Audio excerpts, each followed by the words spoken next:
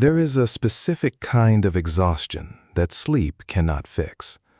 It is the heavy, lingering fatigue of a mind that has not known a moment of true quiet in years. You wake up, and before your feet touch the floor, you are already plugged into the stream. The notifications, the headlines, the ambient hum of the refrigerator, the background chatter of the city, the relentless internal monologue. All of it forms a wall of noise that prevents you from ever actually touching your own life. We live in an era of unprecedented sensory density. We are the first generation in human history to have the entirety of the world's information and its anxieties piped directly into our pockets. But in our quest to be connected, we have inadvertently declared war on our own cognitive health. We treat silence like a vacuum that must be filled, a void that needs to be occupied by a podcast, a playlist, or a scroll. But what if the thing you are running from, that silence, is actually the missing fuel your brain is desperate for? What if the noise isn't just distracting you, but actively dismantling your ability to think, to feel, and to lead? Today, we are going to dismantle the myth that silence is an absence. We are going to explore why silence is, in fact, the most powerful tool you possess for reclaiming your focus, your authority, and your humanity. The modern human brain was never designed to process the sheer volume of data we force through it every day.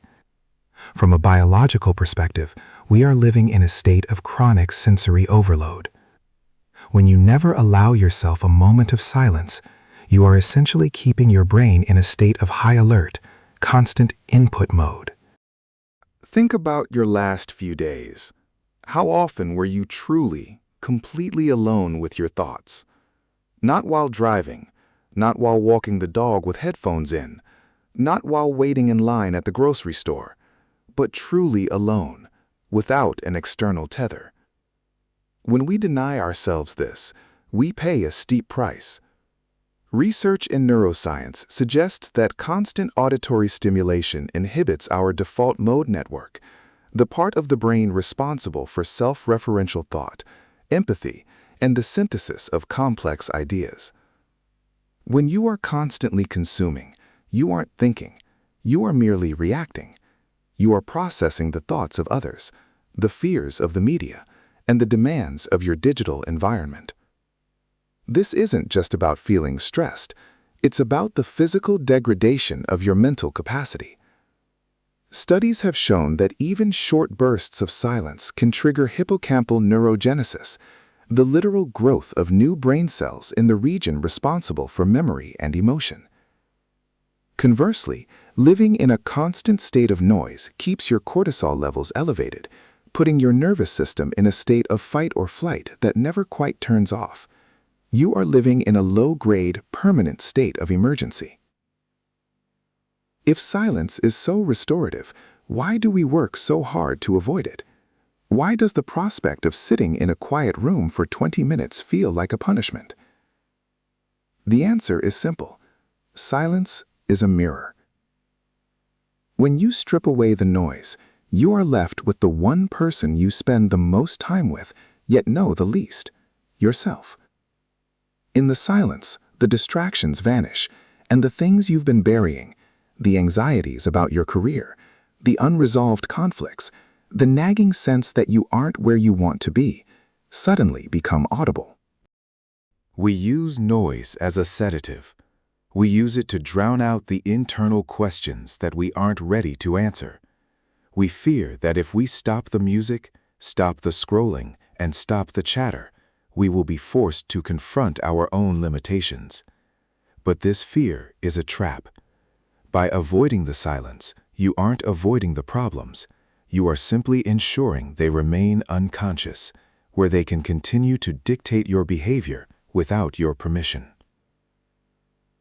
The Stoics understood something that we have largely forgotten: the difference between the world's chaos and the mind's tranquility. Marcus Aurelius, a man who governed the most powerful empire in history, while constantly surrounded by the noise of politics and war, wrote extensively about the inner citadel. To the Stoics, silence was not a luxury, it was a discipline. It was the practice of retreating into the self to recalibrate the soul. They didn't view silence as an escape from reality, but as the only way to accurately perceive it. Epictetus taught that we have 2 ears and 1 mouth for a reason. He understood that wisdom is not found in the expression of opinions, but in the observation of truth. For a Stoic, silence is the ultimate exercise of agency. It is the buffer zone between a stimulus and your response.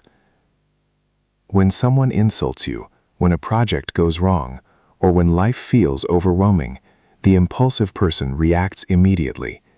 They spill their emotions into the world, losing control of the narrative. The Stoic, however, uses the pause. In that silence, you regain your executive function. You detach from the immediate emotional spike and look at the situation with cold, clear logic.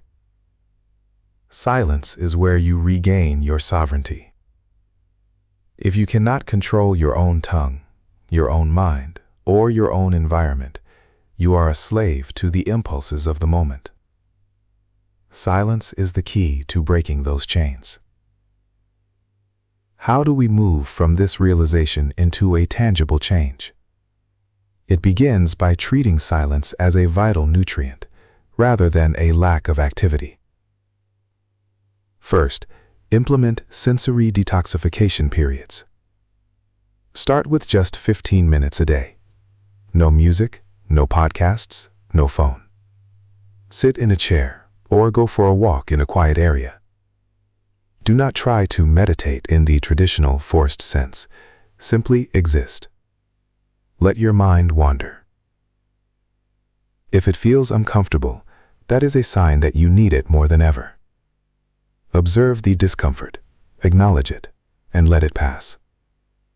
You are training your brain to be comfortable in the absence of stimulation. Second, master the pregnant pause in your daily communication. In your next meeting or conversation, force yourself to wait 2 seconds before you respond to someone. This accomplishes 2 things.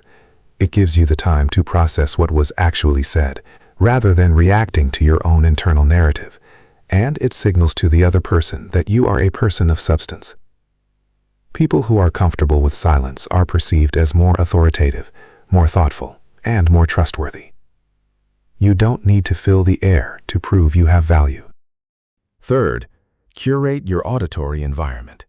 We treat our physical diet with care, but we treat our auditory diet like a dumpster.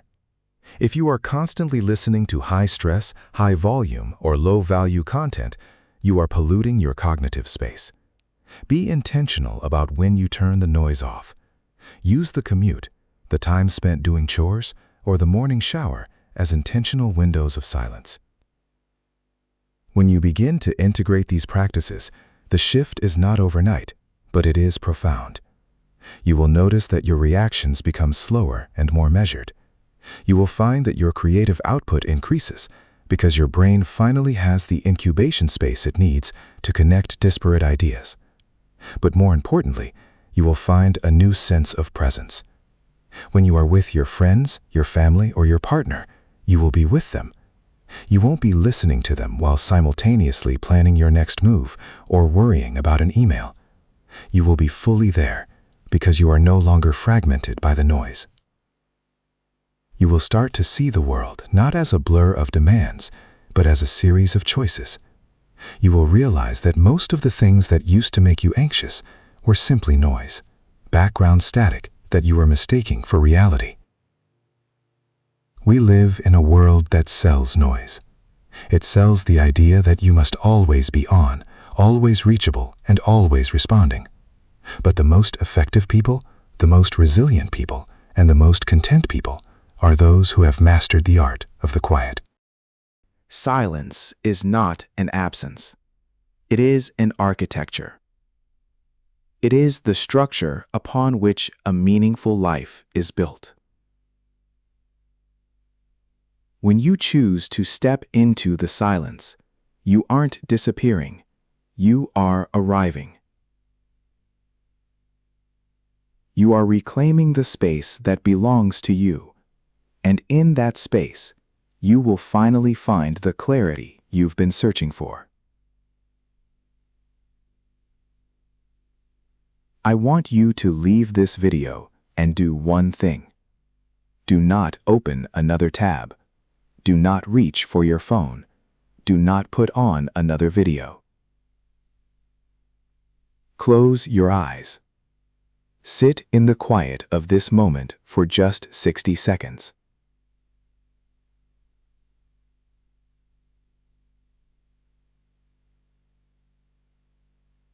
Listen to the ambient sounds of your environment. Notice the rhythm of your own breath. Feel the weight of your own body in the chair. Observe the thoughts that arise and watch them drift away like clouds. This is your life, unfiltered. This is the source of your strength. Don't be afraid of the quiet. It's the only place where you can truly hear yourself.